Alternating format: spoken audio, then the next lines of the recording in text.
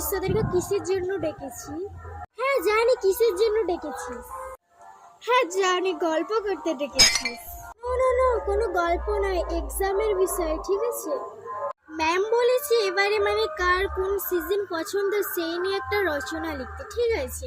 ওটা পরীক্ষায় পড়বে। এবার তোরা বল তোদের কি পছন্দ? I love winter. তোর উইন্টার পছন্দ, আমারও উইন্টার পছন্দ। হাত মেলা, হাত মেলা। হ্যাঁ রিয়া, তোর কি পছন্দ?